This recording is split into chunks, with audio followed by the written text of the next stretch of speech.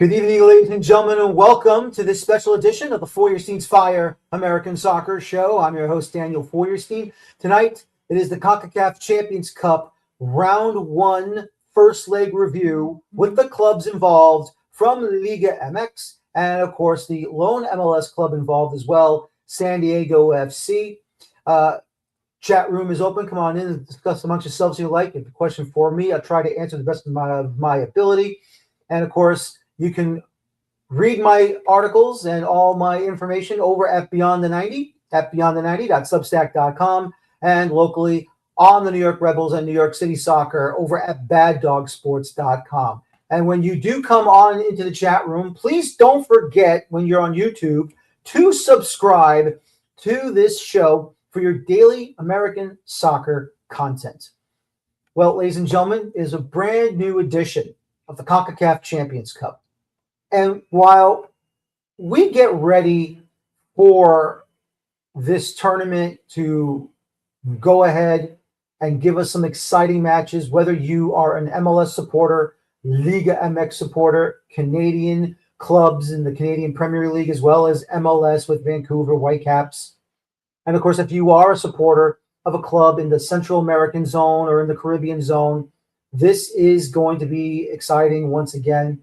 A full list of big-name clubs ready to go, ready to be involved, and ready for us to just get ready to have some fun. And, once again, it is a wonderful thing to see to have these clubs battling each other for this tournament. Now, I want to talk about something that I don't think we've ever talked about here on the Feuerstein's Fire American Soccer Show. If I have, it's probably been mostly a blurb here and there.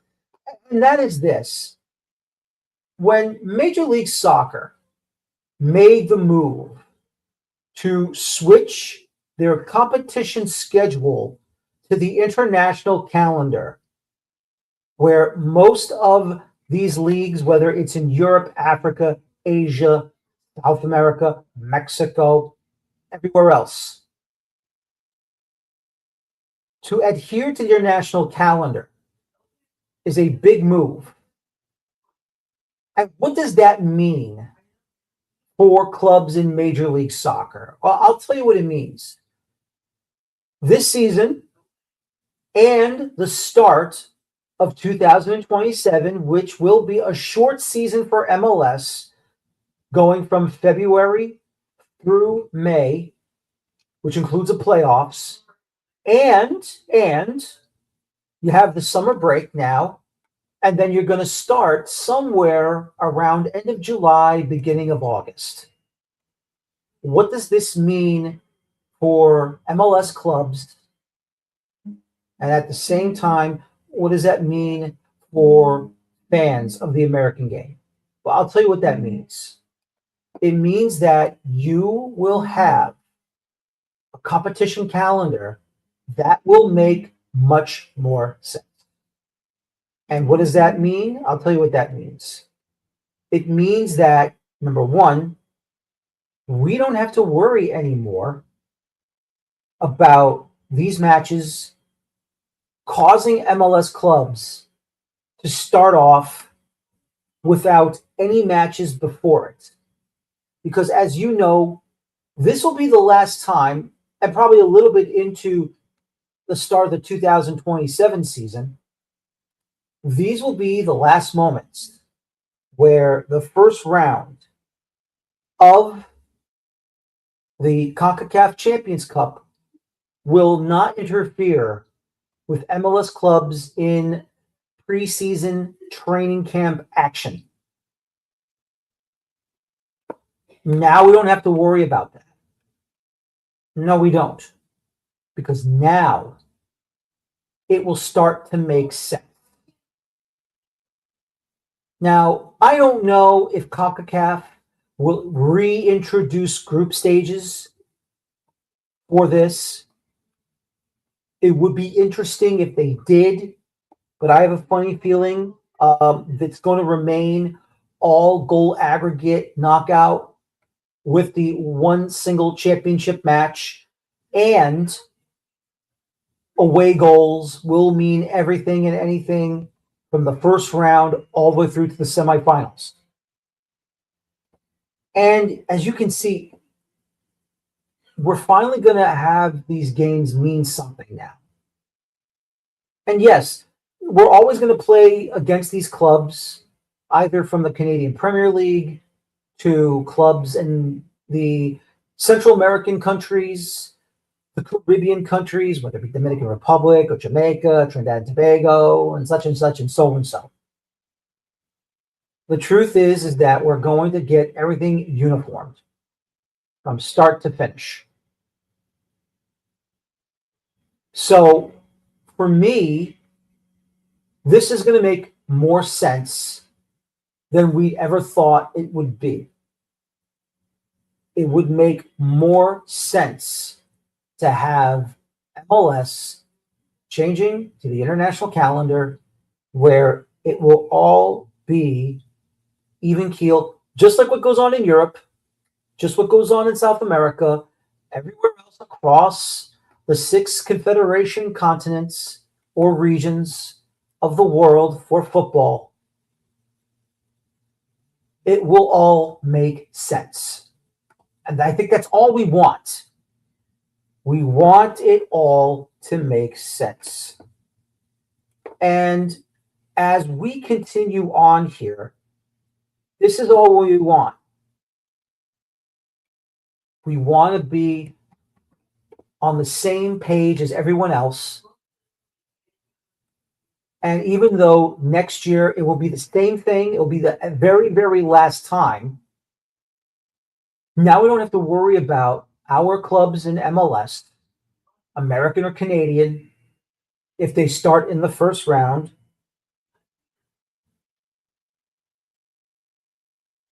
We don't have to worry about them being sort of in shape here, out of shape there. You know, how many minutes can the starters go?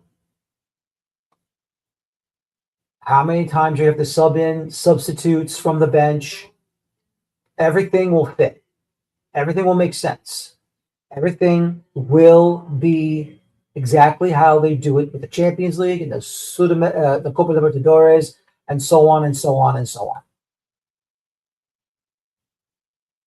And for me, personally, I think it's a great thing. I think it's a great idea. And I understand we're still going to have a winter break. But now, with this winter break, now officially aligning itself between seasons with the clubs from Liga MX, now it's on some form of even ground. We're not all the way even ground because the truth of the matter is this. The truth is that we're still going to have issues with these restrictions with the roster rules and not just the salary cap, but the demonstrative single entity situation with MLS. Because we're going to have clubs from Mexico who do it better. They will be better, and they'll always win these championship finals. That's not just saying this because I want to appease the Liga MX crowd. I'm stating truth. I'm stating fact. Because even though on the international stage we've done some great things against Mexico, and we've had MLS club. I mean, let's be honest with ourselves here. We've had our clubs in MLS. They have had their moments winning against Liga MX clubs deep into the tournaments. But when you get to that championship final, like what Columbus tried to do and couldn't do it, like what Vancouver Whitecaps tried to do and couldn't do it, you know what happened? They failed because they got blitzed. They got blitzed badly. So until MLS does fix their issues when it comes to the salary cap and when it comes to the single entity situation, the truth is this, is that Liga MX clubs will always win the Champions Cup in the final no matter what. I'm not saying I'm rooting for that. All I'm doing is giving you facts. and the truth of what goes on out there when it comes to this international club tournament. Do I want to see another MLS club win it? Yes. It's been a while since the Seattle Sounders did defeat Pumas when it was a two-leg series for the final of the CONCACAF Champions League. Now it's a cup, and now it's a single match final. But the positive is this. For MLS to move to the international calendar helps them improve their chances in the CONCACAF Champions Cup, and maybe, just maybe, they have an opportunity to finally get not just once out of a blue moon, 2 in a row, 3 in a row, maybe even 4 in a row, to knock off a Liga MX club and hoist a CONCACAF championship title over their heads, either at a stadium in Mexico or at their home stadium in the U.S. But until that does happen, and right now, everything is off the table at this point in time because we don't know what's going to happen with the clubs from MLS. But for now, the future is now brighter than where we were these last several years. Without a doubt, without a single doubt, this is a better position once we get to the 2027-28 season. And on the back end of that calendar, we will have clarity and a better position for MLS clubs to win the trophy. But also, let's also not forget, we won't have to worry about Open Cup rounds interfering at the same time with Champions Cup matches on the same weeks ever again. And that's where CONCACAF has to be better. This is where U.S. soccer has to be better. And this is where MLS has to be better at the same time. Not just what's going on the field, but what's going on off the pitch when it comes to their front office situation when they make their schedule. Because now it's going to be a different kettle of fish when 2027 rolls in. Short season first, real season next, and everything will make sense moving forward. I cannot wait. It's going to be exciting. It's going to be a lot of fun. And I know it will improve the football in our country, our soccer in our country, 10 million times over. Ladies and gentlemen, got a great show for you tonight. Joining me right now, my first guest. He is part of the San Diego Futbol site covering San Diego FC. Tony Sanchez joining me right now for his first ever interview on the 4 Year Fire American Soccer Show. Tony, welcome to the show. How are you, sir? And you got to say, that was a hell of a match on Tuesday night at Snapdragon. Yeah, thank you for having me on. And it was an important match, historic match as well for San Diego FC. The first time that they are in CONCACAF Champions Cup action, and it was against a team that came in hot. They were undefeated in their domestic league, coming in 4 games earlier. San Diego FC was recalled earlier from their vacation/holiday than was what they thought was the original date. And they still managed to go up and beat Pumas 4-1. It was really amazing. And, I have to admit, not to say, I know it's only right now your second season in the league, obviously, and you had a great season last year. Fell short a little bit in the semifinal, the Western Conference final against Vancouver. But still, the future does look for this club, especially with your head coach running it. And, I'll say Dreyer has been nothing short but miraculous right now. Yeah, there's a diamond in the rough that was found in Europe by sporting director Tyler Heaps, and a good piece of business too for that first year. Very cheap compared to the other DP on the other side with Chucky Lozano.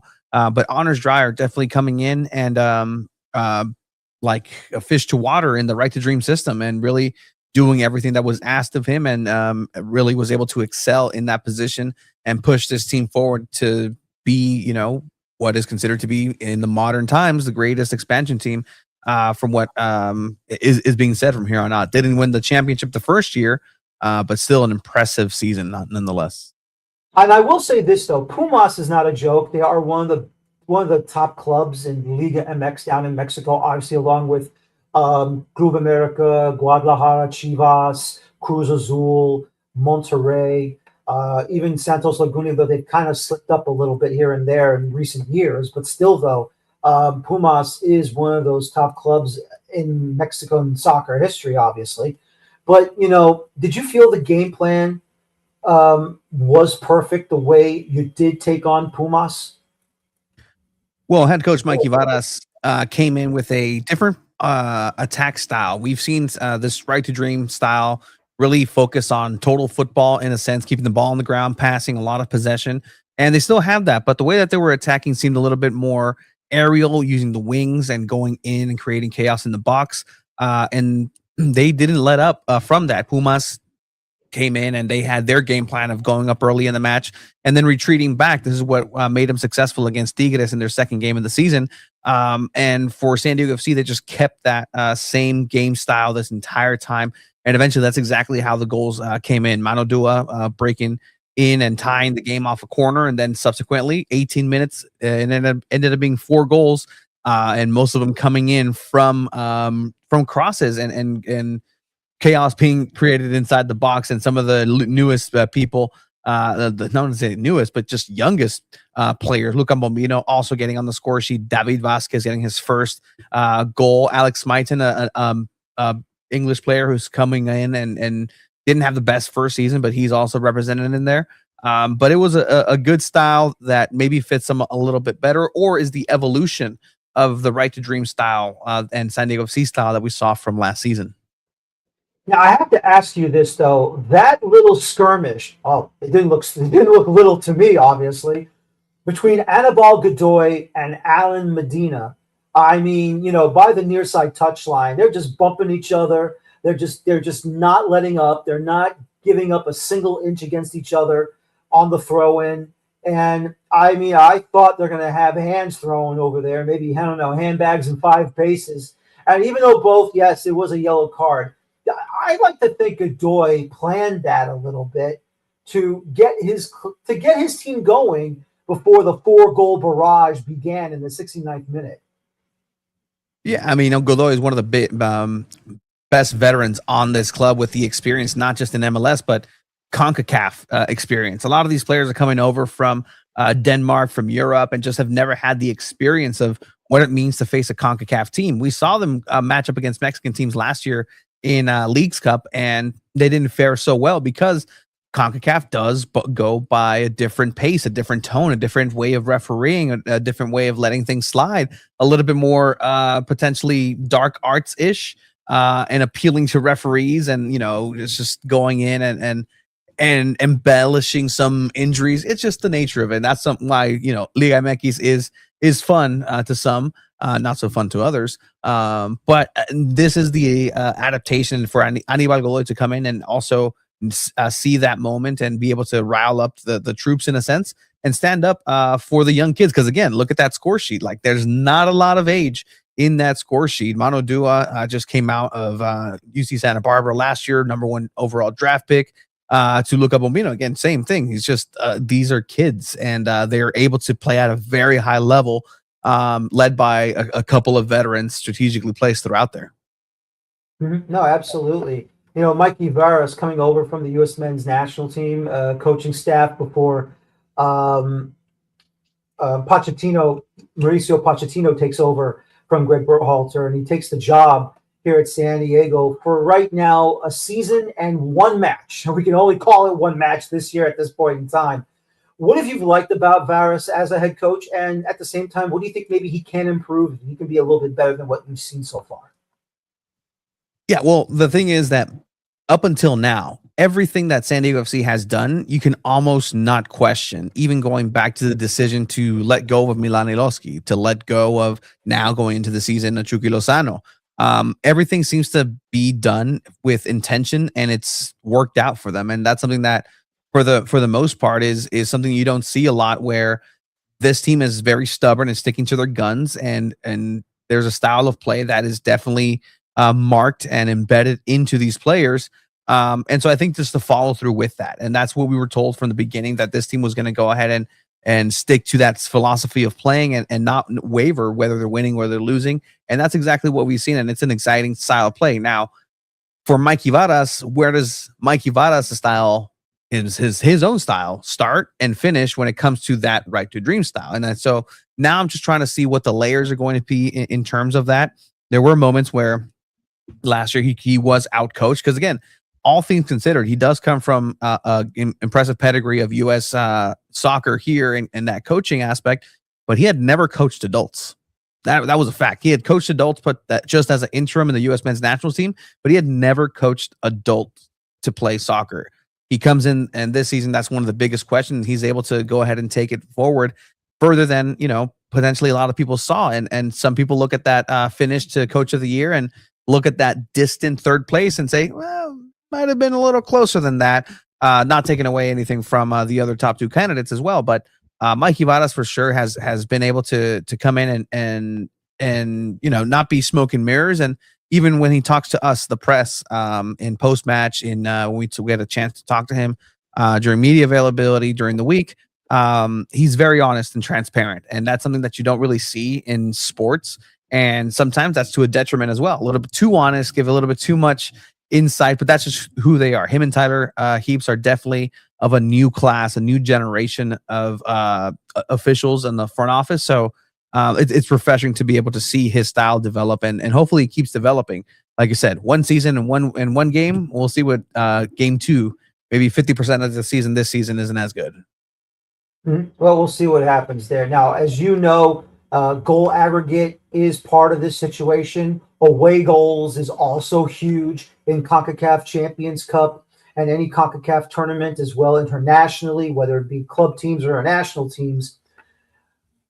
Right now, Pumas does have that away goal against San Diego FC. You're going to be heading down to Mexico. I believe it's the Universitario. I could be wrong for the Pumas' home stadium, but you have a 3-goal lead right now. San Diego FC has that lead right now for 3 goals.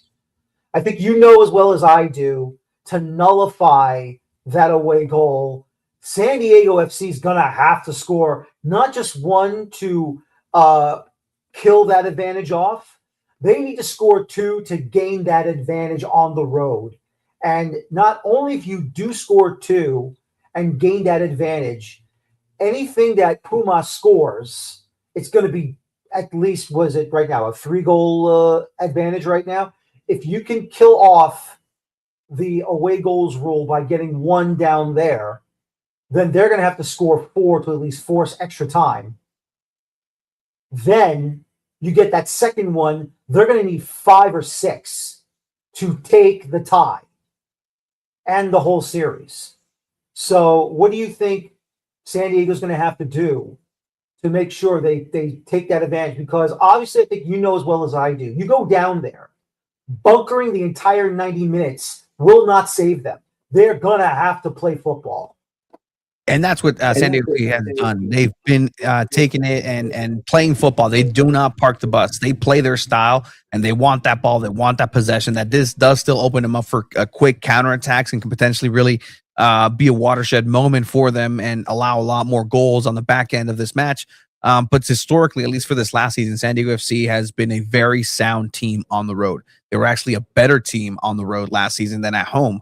And so with that, I think that experience is something that they can go ahead and move forward and just kind of go ahead and continue on that path with that momentum of knowing that they are a good away team, but also knowing that they want to go ahead and impose their play style.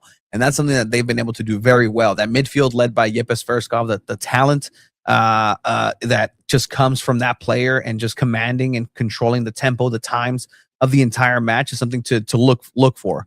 And so if they're able to go ahead and just continue with that tenor, they're going to go ahead and score at least 1 or 2 down there. But even if they don't, they're not going to go ahead and be sitting back and always defending. If there's 1 goal immediately from Pumas, I don't see this being a moment where they're going to recoil and just throw everybody back. They're going to continue maintain that attacking mindedness, and whether that is their detriment, they'll be okay with that. If they go down to Pumas and they get eliminated because Pumas had just a cavalcade of goals coming in and you weren't able to score, it's still a good showing for San Diego FC and their play style, especially knowing the context of how much time they actually had to come back into the season without prior notification and to be able to prepare for this team. That's what Mike Ibarra told us in the post-match. He had a message when he came in before any question. He said, look, these players just came back from holiday. We told them to come back at least 2 to 3 weeks earlier than they should have to get some legs under them, and they were still able to go in and take it to one of the best teams in the league currently in Liga MX. Absolutely. If I can throw this at you, obviously it's very disappointing that Chucky Lozano acted the way he did at the club. And look, I don't blame San Diego FC for sending him away. Obviously, I think he's ruined his chances for the Mexican national team, unless someone in Liga MX does give him a job. We'll find out, obviously, because I thought maybe he'll be on the men's national team for the World Cup. But for now, I haven't heard anything about him being on a new club, whether it be in MLS or in Liga MX. But did you feel maybe his experience playing in Mexico could have really helped San Diego FC be? I'm not saying they weren't terrible. No, San Diego played great in the first leg, but to have that extra insight and inside information from Lozano, that could have really benefited San Diego a little bit better than probably you thought they were going to get in that first leg. Well, if you ask anybody that's not named Tyler Heaps or Mike Ibarras, they would agree that a team with Chucky Lozano is better regardless of what's going on behind the scenes or not. Just having that element to be able to go ahead and go down to the well and just say, hey, I got a Chucky Lozano up my sleeve. We're going to go ahead and deploy him whenever we need something special from him. But the club just sees no value in that, right? They looked at his numbers, they looked at his contributions, they looked at his minutes played, and they said, we can go ahead and find this exact thing for much cheaper, either elsewhere. They found it in Amal Pellegrino, who was sitting in the basement over in San Jose and came back and had a great close to the season. Now they can look into their international academy, Right to Dream, and see the new blood that's coming through there, and then get the talent from there and get those numbers at a much, much lower price. So I think from a just tactical standpoint, sure, like you have a Chucky Lozano you can go ahead and deploy out there any given moment. That is a plus, especially against Mexican teams who may need to face a fiery player, who need to go ahead and face a physical player who's not going to back down.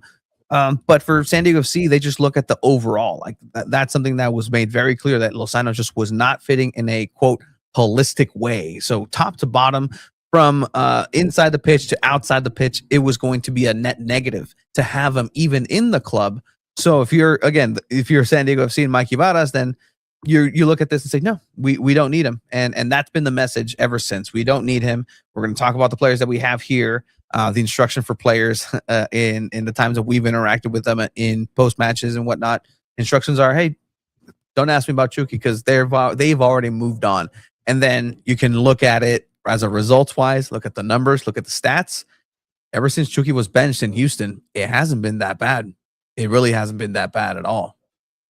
No, it really hasn't. And, good for San Diego for recognizing what they needed to do to make sure everything was copacetic and everything was basically calming the waters, so to speak. And because you can't have that type of attitude in the club like that and ruin it for everyone else. You're just going to have to find a way to fix it. And if you can't fix it, then you got to cut the cancer out.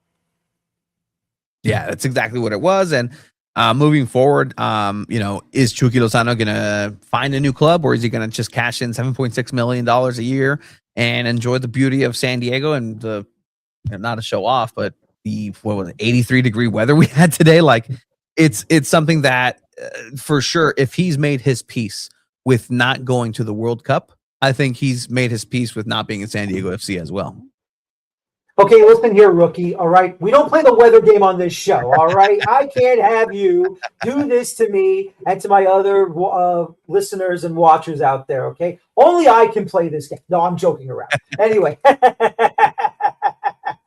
But yeah, no, San Diego, I've seen pictures. It's a beautiful area. I really got to get over to San Diego. I haven't been over there at all. I want to get a chance. Absolutely. Comic Con is there. I'm a big guy of sci-fi and all that. So, but no, definitely also for soccer and football as well. So it should be a lot of fun. But anyway, Tony, I appreciate your time. Thank you for coming on. Hope to have you on again next week for the second leg review.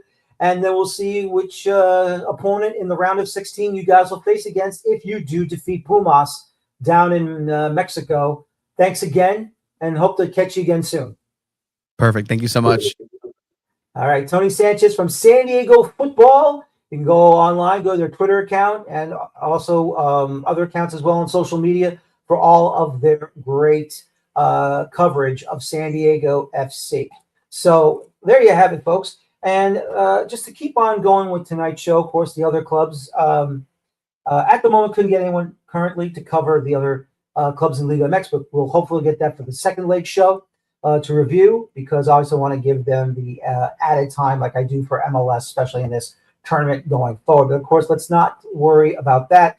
Let's go ahead and talk about the next matchup, and that was Club Olimpia of Honduras taking on Club America of Mexico in Liga MX. And I thought Olimpia, they got their equalizer in the 50th minute from Jorge Alvarez before, of course, Victor Davila scored in first half stoppage time. And you're thinking to yourself, okay, look, America will get the away goal, but, Olimpia did enough just to do something right. Nope, unfortunately, Club America gets their second away goal of the match in the first leg from Ramon Juarez, and that made it 2-1 in favor of Club America away in the first leg. And right now, Club Olimpia is in trouble in the end of the first leg of this tournament. Of course, next week will be the second leg, and it's going to be interesting to watch what will happen there. We all know Olimpia, one of the top two clubs in Honduras, along with Motagua. So either one, doesn't matter who it is. It's going to be tough sledding from here as this continues on moving forward. Big match, though. It was a draw, a 1-goal draw in the CONCACAF Champions Cup between Club Yelahu and Monterrey. It looked like Yelahu was going to get the winner in the 83rd minute from Joffrey Escobar late in the match.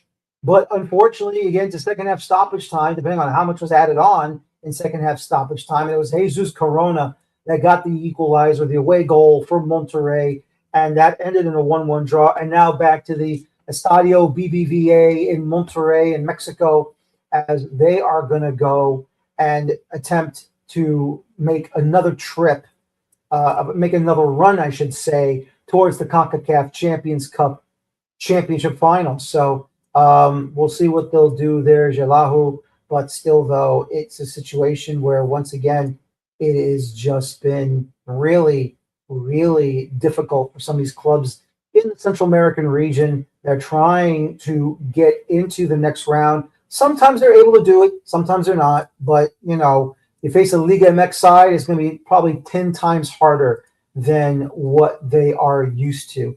And unfortunately, though, when you talk about that situation, you also talk about the Canadian Premier League, 3 clubs in the Canadian Premier League moving in. Of course, we talk about Vancouver FC from the Canadian Premier League, basically shot down, taken down, done and dusted already in the first leg. 3 away goals right now for Cruz Azul. Jose Paradela in the 22nd minute, Amore Morales in the 44th minute, and then a fantastic shot from Agustin I'm trying to say his name correctly here. It's my fault. Sorry. Agustin Palavecino. I think I screwed that up anyway, and I apologize about that. 3-0 for Cruz Azul. They have found ways to go out there and do the damage to, once again, a Canadian Premier League side like Vancouver FC. I mean, they are good, but, unfortunately, they just haven't had enough to go in there. And now you're going to go down to Mexico. Basically, one goal is just going to probably put them away. They'll probably score more than a goal, but once again, it's just a situation where, I think Vancouver FC is going to be done and dusted. But one club in the Canadian Premier League has really showed great initiative. And even though it was a scoreless draw, Hamilton Forge finding a 0-0 draw against Tigres at home at the Tim Hortons Stadium is unbelievable. Just a single yellow card for Ishmael Okitokun in the 48th minute and nothing else. Now, obviously, going down to Mexico will be trying, but one thing is for sure, if they can get at least one or two away goals, they may try to have an upset there. It may be an upset. And, we'll see what Hamilton Forge can do. Look, they're a well-managed club in the Canadian Premier League. We all know what they can do. We all know what they have done in the Canadian Premier League. So, this is their opportunity right now. Now, once again, it will be down at the Universitario for Tigres. Hamilton Forge is really going to have to find a way, not only just to play top-notch defense, but to somehow squeeze a goal into the back of the net and force an upset. It's going to be a very difficult challenge. It was always a difficult challenge against Tigres for Hamilton Forge. But right now, at this point right now, Hamilton Forge, even though it's a slim opportunity, it's an opportunity no matter what. They are going to go out there and they're going to find a way to put themselves in a position to try and attempt to make an upset. I really believe this is their opportunity. This is their time. This is what they need to do to go out there and to put on a show like no one has ever seen them do it before. This is really their chance. Without a doubt, this is their chance. But we won't know until the following week, which will be the second leg this coming Tuesday, Wednesday, and Thursday for these clubs in Liga MX, for San Diego FC, for the clubs in Central America. They are going to have this opportunity now, including the Canadian Premier League. This is their opportunity to make something of themselves. This is their opportunity to put themselves in a position that no one ever thought they could be in. Because I'll be honest with you, as good as Hamilton Forge is in the Canadian Premier League, obviously it's a trying moment for them in International Cup competition, International Club Cup competition. So until that does happen, that they can find a way to slay a dragon, they have to take this opportunity, not so much with a grain of salt, but to really be on the front foot and put themselves in a position where they must find a way to make history happen, not just for Hamilton, but for Canadian soccer as a whole. They have to. They're going to have to try and find a way, because right now, this is a big opportunity for them. You're going down to Mexico, and you're going down there to make the attempt to get a victory against one of the top clubs in all of Mexico, in Tigres, UANL. Gotta try and do it. I know they want to do it. We'll see what happens. It's going to be exciting. It's going to be a lot of fun, and hopefully we'll get more for you for next week and everything else going forward. Now, don't forget, this coming Monday on the 4 Year Scenes Fire American Soccer Show, I will have on Gary Redmond from the New York Red Bulls Discussion Group podcast, as well as writing for AJM Sports FC, and James Burley for Metro Soccer Report, as they will join me this coming Monday night to talk about the Michael Bradley era of the New York Red Bulls. And that should be exciting. Excuse me, I forget now. They are now Red Bull New York. Just like Red Bull Salzburg, Red Bull Leipzig, Red Bull Bragantino. They are now officially Red Bull New York. But I want to thank my guest tonight, Tony Sanchez from San Diego Futbol, joining me to talk about that first leg matchup between San Diego FC and Pumas Unam. My name is Daniel Feuerstein. Quick show, I know, but hopefully we'll get a little more guests for you in the following week. Once again, my name is Daniel Feuerstein. Thank you very much for watching me tonight. And as always, please enjoy your football. Thank you. Take care so long, and have a good night, and bye-bye for now. Have a good night, everybody.